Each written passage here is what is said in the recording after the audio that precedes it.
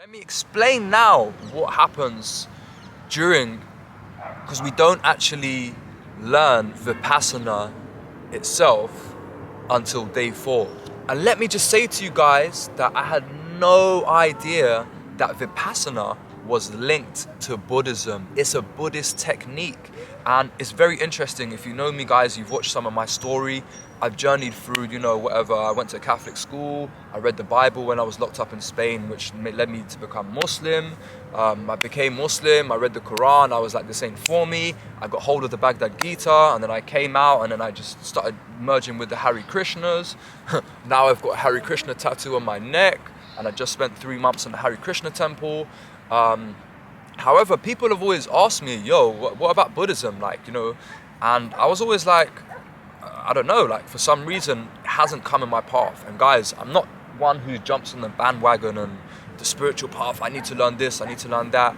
Actually, I'm a very difficult learner, guys. I'm quote unquote special needs. I'm not illiterate, but have really real attention problems. And I only learn stuff that comes in my way. Sometimes I'm just forced, the universe just wants me to learn stuff and go through this learning phase. Generally, I learn through messing up and looking back at stuff. But Buddhism's always been that thing that I've never looked into, and I kind of looked at it and thought, oh, maybe because it's just some commercial thing. People have Buddha statues in their house, people got Buddha tattoos, and I just kind of thought that, oh, maybe it's just not serious, maybe that's why it's not come in my path. But yeah, Vipassana is actually a Buddhist teaching. So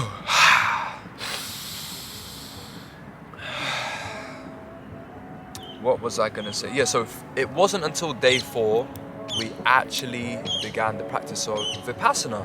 So what were we doing for 4 days, guys? Well, we were actually learning what's called Anapana.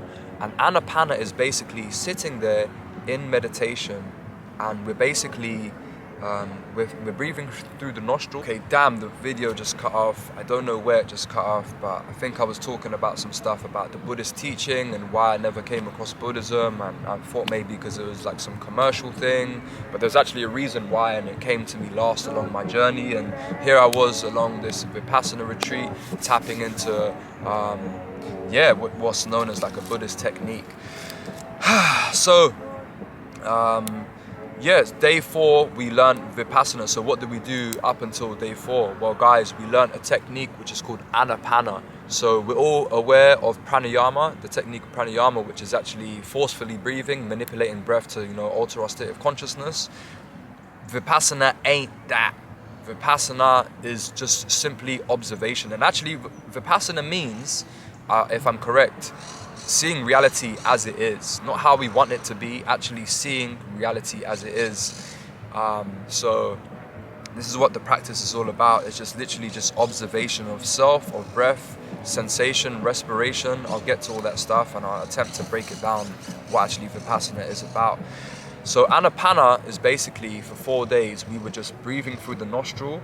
He says if you can't feel the sensation of the breath initially, at first, because you might be scattered when you close your eyes because of all the thoughts and the contamination of the outside world. He said you can forcefully do a few breaths to kind of feel the breath through the nostrils. So basically, if you breathe in and out, you can feel the breath pass through the nasal passage and back out here, the front ring. And he says basically, you need to feel anywhere and just focus your awareness with your eyes closed anywhere around this area and just really hone in on this area. And he keeps saying it, so for the whole time during this whole schedule, we're basically just trying to focus on this thing. And I was like, man, what the hell is going on? I'm just in meditation. My mind wouldn't shut up. I was like, oh my God, I can't believe I live with this mind 24/7. Give me a fucking break. Sorry for the swearing. I was like, wow,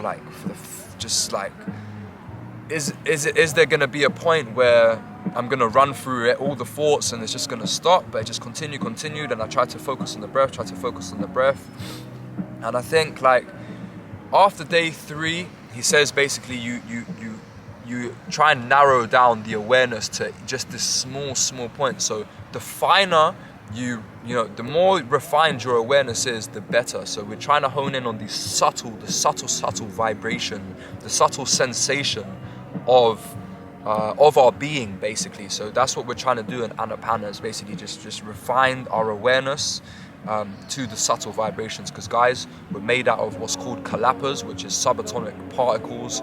We're not actually this dense matter. We're made, everything's like flowing and moving and vibrating. You know, science proves this to be fact, proves this to be true. So basically, I think after day 3, I started to feel, and you know what it was like? It's like I was zoomed in and magnified on the tip of my nose, and I was riding like I was on a surfboard. I was riding, this reminds me of that Max B mixtape, the, what's that, something, you know, Wave Surfer or something like that. Shout out Max B, free Max B, I don't know if he's out of jail yet. I didn't understand that. Whoa, conspiracy. What do you mean you didn't understand that? Let me put this on silent. Damn technology, man. that's strange. All right, so yeah, shout out Max B, the Silver Surfer, and yeah, so I started to wave across. You know, sometimes the ego gets involved. Sometimes I lose myself, and this is something that I need to work on. But anyways, this is just me. I'm just imperfect. I'm just doing what I can. So I got to a point when I started honing in on these vibrations, and I was riding the wave. I was riding the wave, the subtle vibrations of the nostril, of the nose, and I was like really zoomed in. So this is what I'm saying about refining your awareness to a point of you become this vibration, like everything else dissolves, and you'll literally just become like here. So yeah, I actually got myself, and I refined myself, and I went straight to the teacher, and I went there full of pride, and I was like, yeah, I've got this sensation, blah blah blah. And he's like, listen, don't be attached to it. So one key word that we learn on the course is equanimity, remaining equanimous. So not being attached to it, because attachment leads to suffering, guys. Because when we... Okay, so the camera just fell down as it keeps cutting off at these 5-minute points. A bad workman always blames his tools, or what's that saying? Well, guys, because I'm going on this trip to India in a few days. I spent a month now in Spain, near enough a month, and I'm going to India. I didn't bring my big tripod, so I've got this little like hand tripod, so it's very difficult for me to try and capture some good angles and record. And I got this new camera that I didn't work out the setting, but anyways, I'm gonna try and give you some quality. So the point I was saying is remaining equanimous, equanimity. And I said to him, yes, I've got the sensation, I felt the sensation. And he says, listen, remain equanimous, because tomorrow, what happens tomorrow when you go back and you don't have that? It's gonna lead to suffering. So what we learned there is craving and aversion. These are the causes of our suffering, mass suffering, guys, because we either crave something or we have aversion to it. We either really want something or we detest it. And this is the imbalance of the mind, of constantly, you know, the two sides of the same coin. So basically, he basically was saying that I was, you know, I would be craving the sensation. And if I didn't get the sensation, I would be suffering, basically. So it's just to remain equanimous and to just observe the sensation. It's not about going to look for it. It's just about honing in on the sensation, observing it. And yeah, so basically I was like, oh, he kind of put a downer on me. You know, I finally refined my awareness to this point where I felt the sensation, and then he just basically shouted me and said, oh, like, yeah, wow, is that? Wow, there's a lizard there. Oh my God. Wow, it's really camouflaged. Maybe that's one of like the reptilian family, man. Shout out all the Ashlesha, Nakshatra people out there. You know, the Nagas, the reptilians. Plugged in with that. Maybe this is them checking in on me and just giving me guidance and stuff like that. Anyways. So yeah, and the next day I went into the meditation hall, all puffed up now, thinking, yes, I made it now. I've got the sensation. Guess what happens? I closed my eyes. I didn't feel nothing. And guess what? He was right. I was pissed. All my days, I was pissed. I was like, fuck. Sorry for the swearing again. So yeah, I had to really just go back in and work my way in and out, feel the breath through the nostrils, and slowly try and get myself back. And yeah, I slowly began to feel the sensation. So you really just have to get to it. So yeah, for 3 days, guys, oh my God, the thoughts were going crazy, but slowly, and oh my days, my back, I didn't even begin to mention the pain of sitting there. So if you know me, guys, I'm very flexible. Yoga is a natural thing to me. And I can sit cross-legged, I can do lotus, I can do half lotus. Well, not full lotus, like I can do it, but I wouldn't practically like sit like that.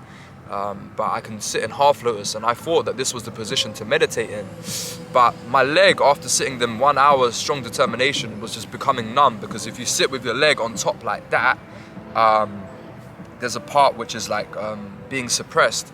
So I kept on having to move, and I remember going to ask him, yo, what's the right posture?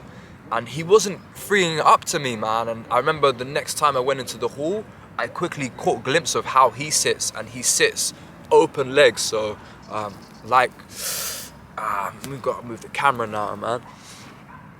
I'm not gonna do it now because I'm gonna mess up the frame and the camera, but I'll probably make a video on the right posture. But it's basically just sitting open-legged with the feet. Fuck it, let me just show you, man. It's basically sitting like this. So sitting like this, because if you sit like this is gonna go dead here. So actually sitting like this, opening myself up. I saw that's how the teacher was sitting, and I began to do it. Let me just get this camera back up, man. Oh my God. All right, so I showed you the posture, and at first, of course, first off, my back was killing me. Like I said, I've got a lot of back pain. I hold on to a lot of tension, a lot of trauma. So my back was going crazy, and all the time I was breaking the damn rules. Not to practice yoga is one of the rules, not to stretch, not to do any exercise. So naturally, everywhere I go, I'm a true monkey. If there's bars, scaffolding anywhere, I like to hang, I like to swing just to open up my back and align myself. If there's a wall, I'd like to do this stretch to open up my upper back. Or just any sort of stretching. I love stretching all the time. And actually, you know, they told me off a few times about openly doing yoga. One of the assistant teachers said, look, if you're gonna do it in privacy, blah, blah, blah. And the teacher kept telling me when I go to speak to him, he's like, to stop doing yoga. But I said, look, I'm in pain, man. And he's like, he said, just sit with it, just sit with it. But guys, as I was doing this more open leg position, because I never sat like that, my right knee, because it couldn't fully touch the floor as of yet. So this is what basically the practice is all about. Day 4, Vipassana. Let me just break down actually what Vipassana is chronologically first, because then I'll explain about the whole knee thing. So day 4, the magic of Vipassana was about to be revealed. And each day in the evening, the discourse that Goenka was putting out, the hour discourse, was fire. All the message he was saying, all the teachings he was putting out were A1. They were faultless, they were magic, they were very enchanting, very informational to the T. And then we got to finally practicing Vipassana. I was like, wow, I'm kind of sick of doing this Anapana. I want some more progress. I want to do more, and it came at the right time. So guys, Vipassana is basically, so we're sitting there, we're honing in on the vibrations here. And Vipassana, guys, close your ears if you don't want to know, you don't want to listen to what it actually is, because it's best to go there and just experience it yourself. I'm going to expose it anyway. Vipassana is a body scan. So that sensation that we felt there, we go through the top of the head, and that's how Goenka says top of the head. And he says you just focus your attention, not with the hands, obviously we're sitting eyes closed like this. You focus on that point at the top of the head, and he says it should feel like ants are crawling on top of your head. So that same subtle vibration we felt here that we're working for 4 days to refine the awareness and tap into the vibrations, I was now at the top of the head, and he was basically doing a guided meditation of moving us around all of the body. So we was going to all of these different points, and we work our way down, we do the face, and then we go down here. And I remember as I started moving down to different places in the body, and by the way guys, I couldn't believe that I was actually feeling my body for the first time, because as you can tell, even after just coming back from Vipassana, I'm way out of whack. Sometimes, you know, it's very easy for me to lose myself and but anyways, this is my service to you guys that I'm sharing with you enthusiastically from my heart, because I really care about you guys and I really want you guys to improve yourself and, you know, live a better life and live in harmony and get our bodies back to homeostasis and undo the wrongdoings that we've been living with and the injustices we've been facing, guys. I really care about you guys, so this is my service to you guys of sharing these sort of things and undergoing these sort of austerities so I can give back, guys. So as I'm going through, guess what happens? I start seeing still images, flashes of still images, and one can relate this to from being so disconnected from my body my whole life and, you know, escaping the body and always living in the mind. I would probably equate this to maybe certain memories, certain like maybe traumas or memories that were like locked into me, and actually me just like focusing in on these certain points, I felt like it was releasing them. And as we went through the whole of the body, and by the way, I was really easy to feel my arms, my face and my legs, but I found it difficult to feel the core and the lower back as well. And wow, I felt so much pain on my upper back, but I'll get to that anyway. By the time we went through this, I think it was like a 2-hour sitting, we went through the hour of the Vipassana, where you sit through strong determination, and the pain in my right knee from doing this new posture, you just have to sit with it. And the whole thing of the practice is not reacting to pain, is observing sensation and not reacting to it, because we either react to aversion, so if there's pain, we're like, we want to get rid of it, or if it's a good sensation, we want it. If there's something good in life, we crave for it. If there's something not so good, we don't want it. It's this constant blah, blah, blah. When actually, if we just remain equanimous, we will eradicate this constant yo-yo. I'm not even doing it justice, but hopefully I will reveal more in due time about this whole craving and aversion, because it's still new to me. But more so in this video, I'm just kind of breaking down my Vipassana experience and the technique.